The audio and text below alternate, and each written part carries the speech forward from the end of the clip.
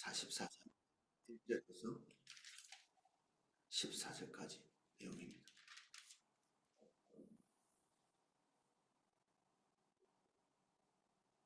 읽으면서 내용을 살펴보겠습니다.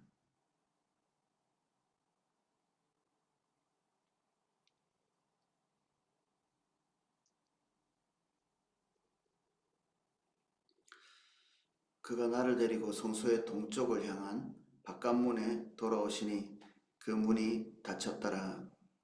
문이 두 개 정도 이렇게 있는데 아마 동쪽에 두 개, 남쪽에 두 개, 그리고 북쪽에 두 개 이렇게 통과해서 이중으로 이렇게 통과해서 성소 안으로 이렇게 들어오죠. 이렇게 말해도 이게 좀 그림이 잘 안 그려지면 이게 무슨 상황인지 잘 모르실 수 있는데 제가 올려드린 그 동영상 그것들을 좀 참조하시면 그림이 그려질 것 같습니다. 그렇게 특별히 이제 동쪽 문으로 이렇게 통과해서 하나님의 현현, 하나님의 임재가 그리로 들어오시죠. 아마 그 첫 번째 문, 두 번째 문 통과해서 그 안에 있는 그 동문 그쪽으로 이렇게 하나님의 임재가 들어와서 성소로 이렇게 좌정하신 그런 것을 표현하고 있습니다. 여호와께서 내게 이르시되 이 문은 닫고 다시 열지 못할지니 아무도 그리로 들어오지 못할 것은 이스라엘 하나님이나 여호와가 그리로 들어왔음이라. 이러므로 닫아둘지니라.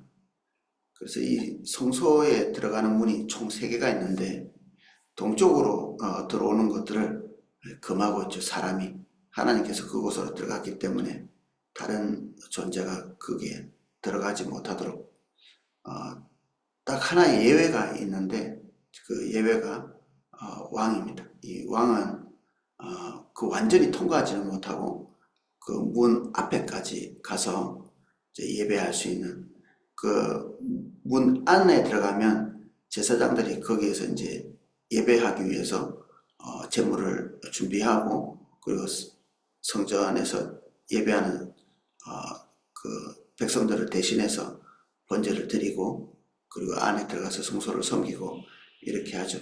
그 모든 섬김의 모양들을 왕은 가서 이제 직관할 수 있는 거죠.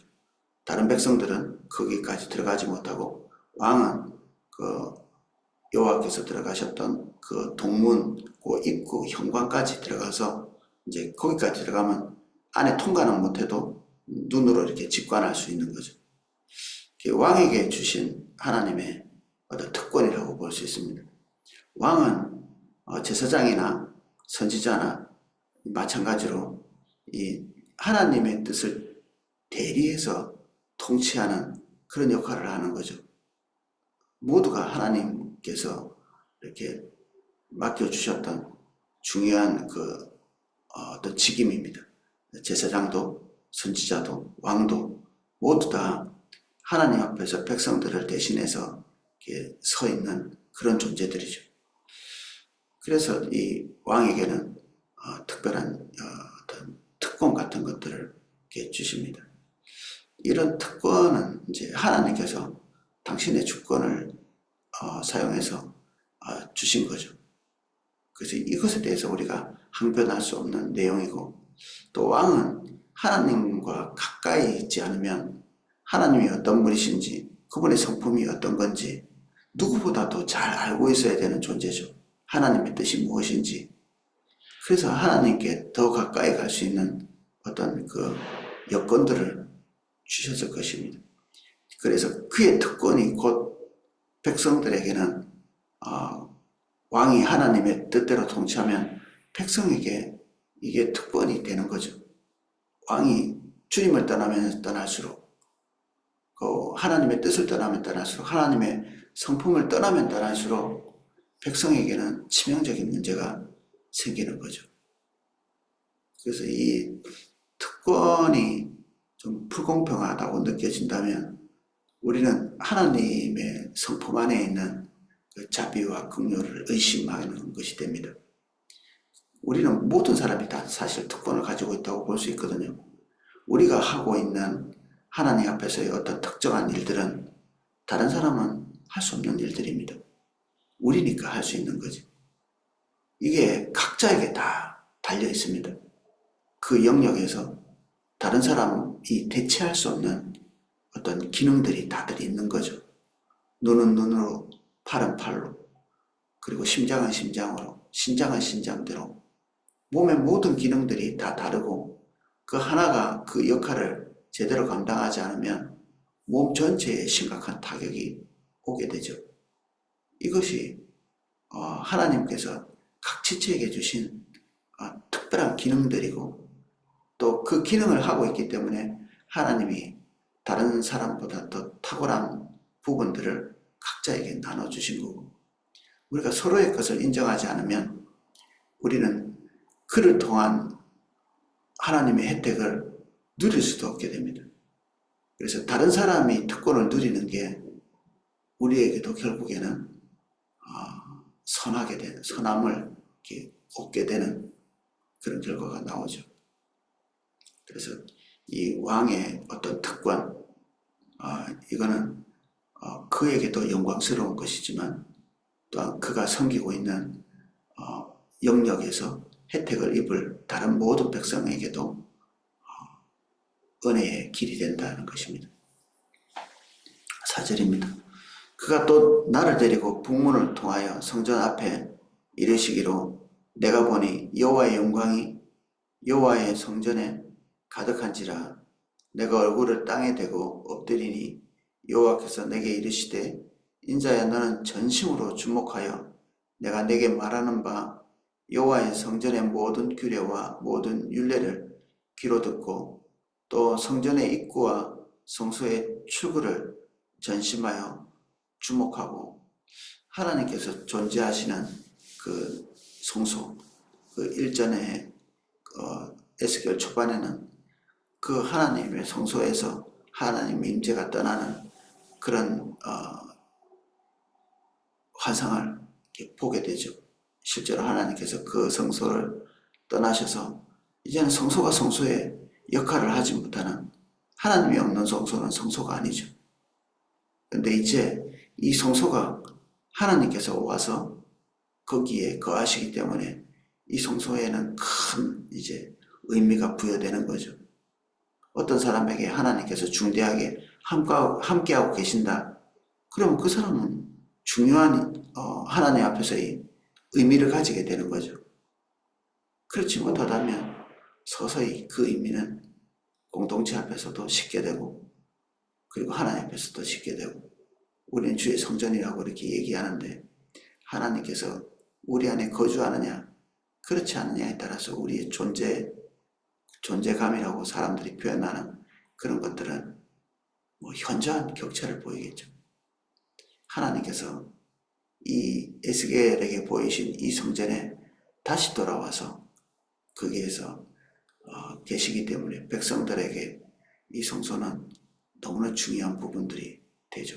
그리고 그들은 함부로 할 수 없는 것이 되고 그래서 그곳에서 행하는 행동, 규례, 그리고 법 이런 것들이 하나님 앞에 서 있는 백성의 자세로서 온전해야 되고 하나하나가 중요하게 전달되어야 되는 거죠.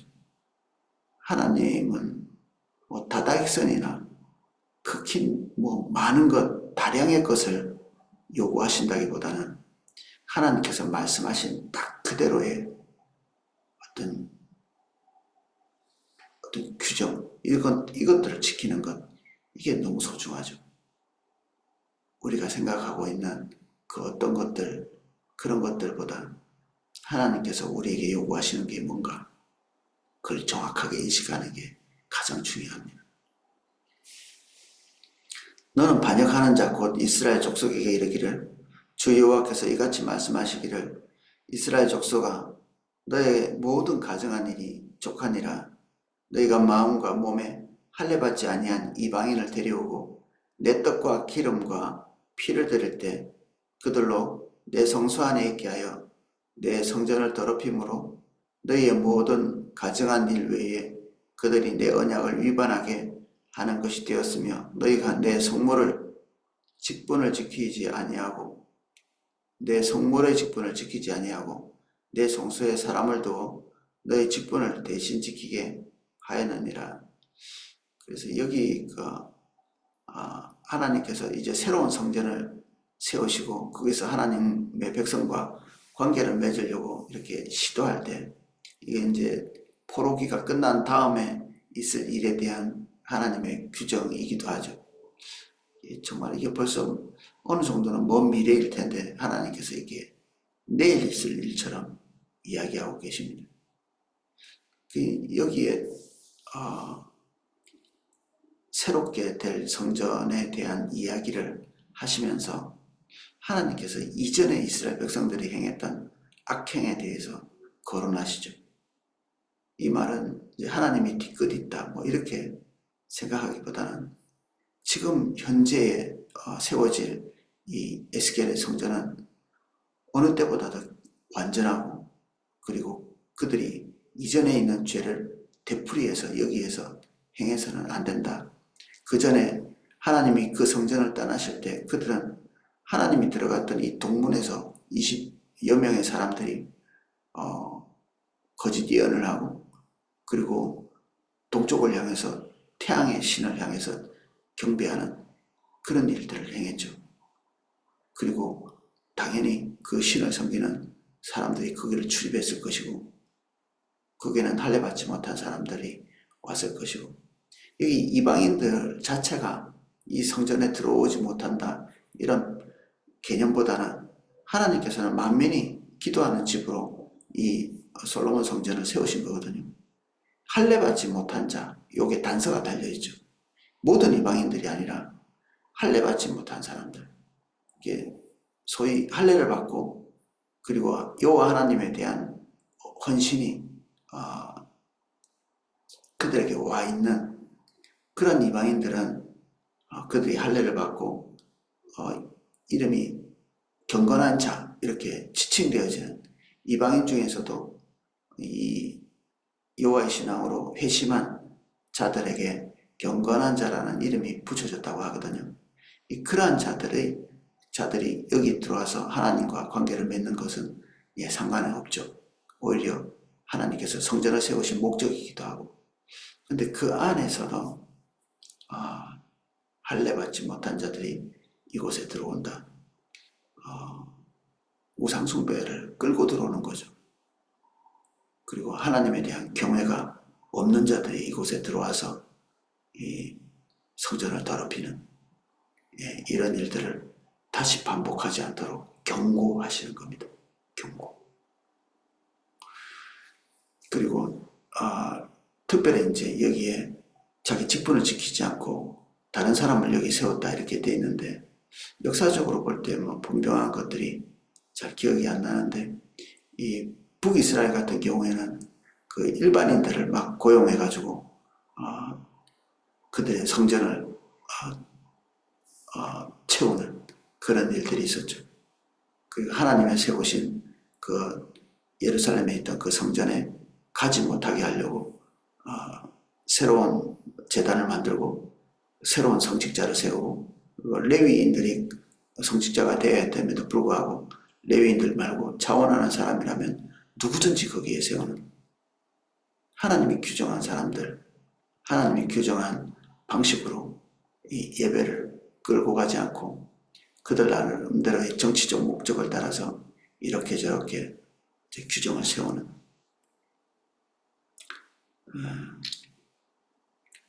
그런 일들을 행한 것에 대해서 하나님께서 뭐 응징이라고 할까요? 그래서 레위 사람들 중에 하나님의 직분을 제대로 지키지 않은 사람들이 그 직임이 박탈됩니다. 근데 뭐 완전하게 박탈됐다기보다는 이 성전을 지키는 중요한 일에서부터 약간 이제 뒤로 밀려나는 거죠. 좀 덜 중요한 일로 밀려나게 됩니다. 9절에 그 내용이 연장해서 있습니다. 주 여호와께서 이같이 말씀하셨느니라. 이스라엘 족속 중에 있는 이방인 중에 마음과 몸에 할례를 받지 아니한 이방인들은 내 성소에 들어오지 못하리라.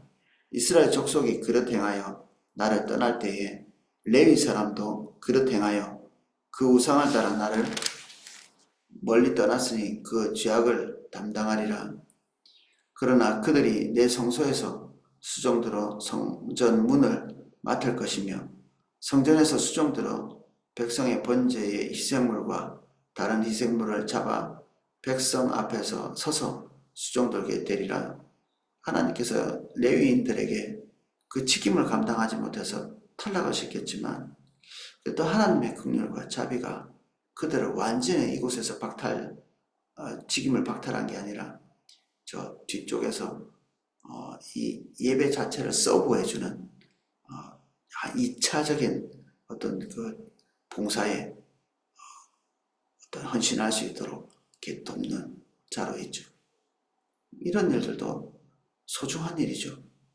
근데 그들이 원래 직임을 담당했던 성소나 그 가까운 곳에서 하나님 가까운 곳에서 예배하는 일에서는 그들이 이탈이 됩니다. 이런 걸 보면 우리가 좀 더 중요한 일이 있고 조금 덜 중요한 일이 있고 모든 것이 다 중요하다는 면에서 우리는 다들 동의할 수 있지만 그래도 그 안에서도 하나님께서 차등을 두고 행하고 계시는 좀 더 하나님의 임재 가까이에 있는 직임이 있고 조금 멀리 있는 직임이 있고 이런 부분이 있는 거죠. 12절입니다.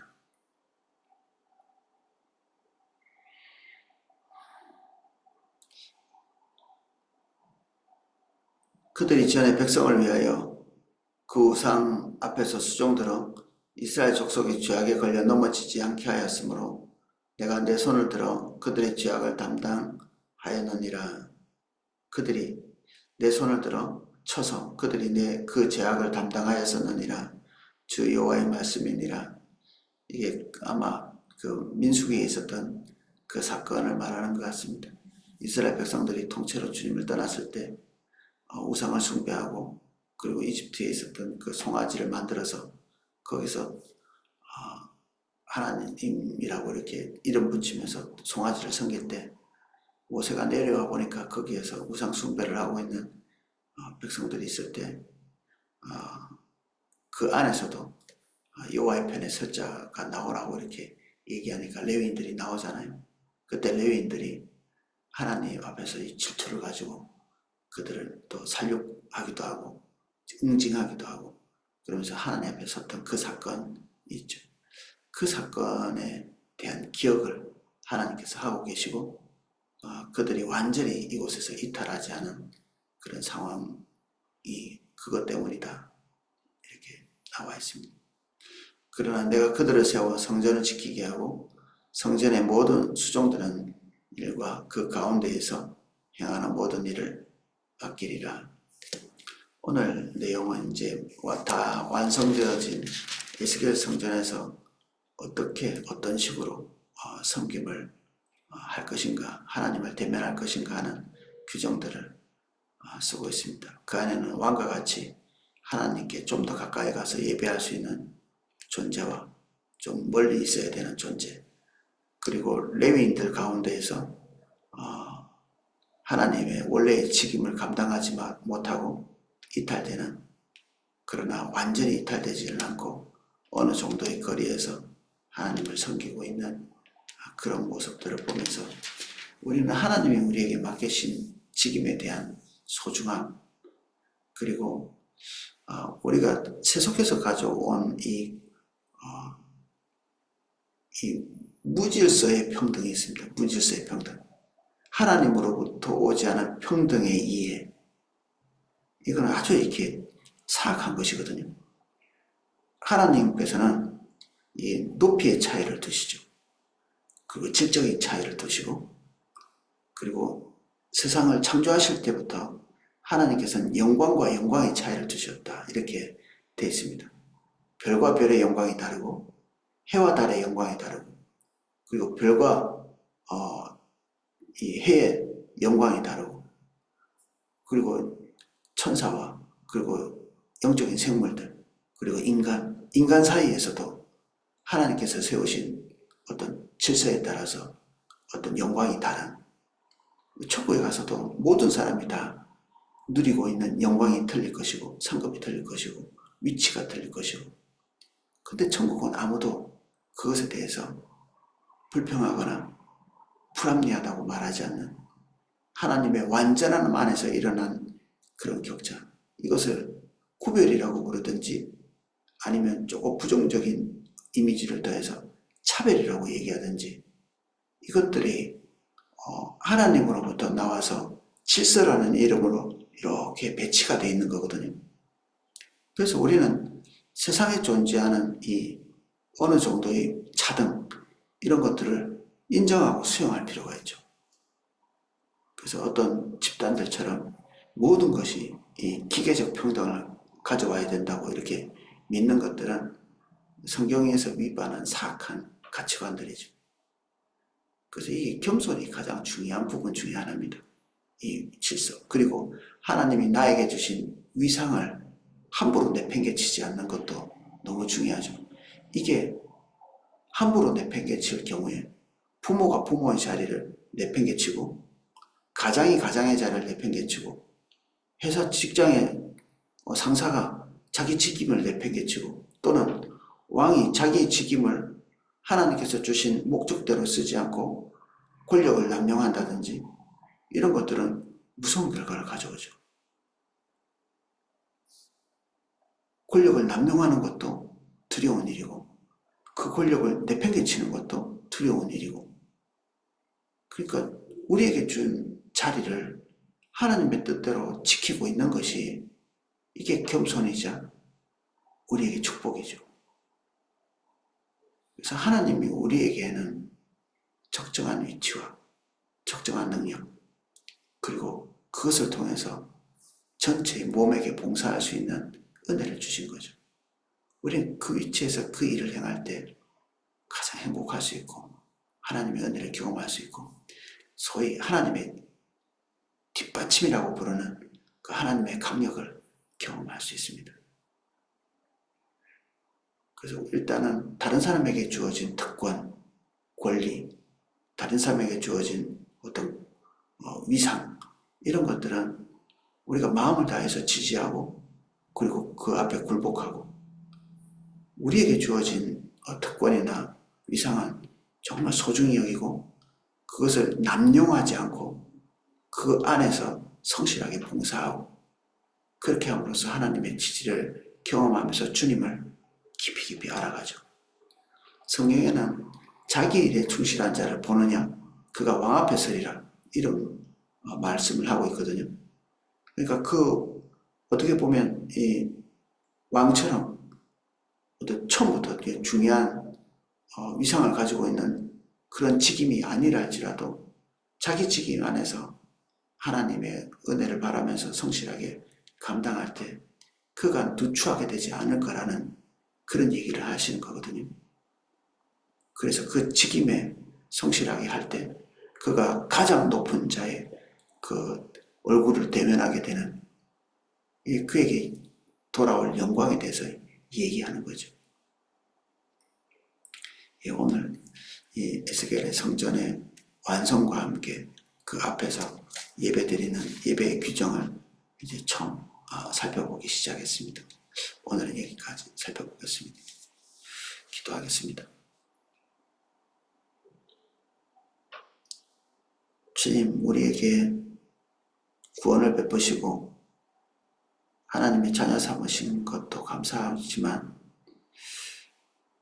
우리가 우리의 자리에서 교회를 섬기고 또 세상을 섬기고 또 궁극적으로는 하나님을 섬길 수 있는 특권과 지위와 그리고 위상, 능력, 달란트를 주셔서 감사합니다.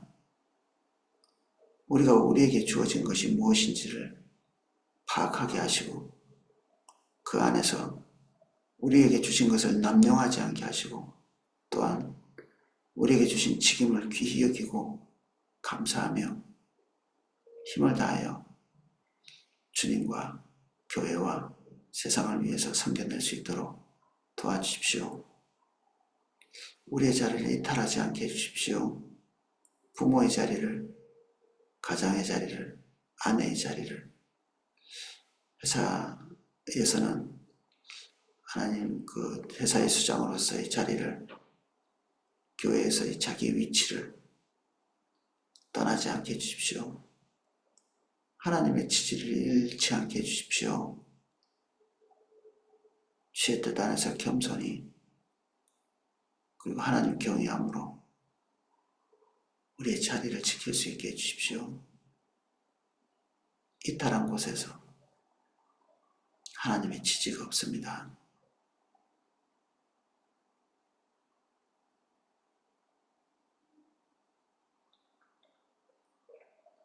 예수님 이름으로 기도합니다. 아멘. 오늘 각자 책임을 위해서 기도해 주시면 감사하겠습니다. 자기 책임, 하나님의 기름 부음으로 감당할 수 있도록. 모든 사람이 책임 없는 자가 없습니다.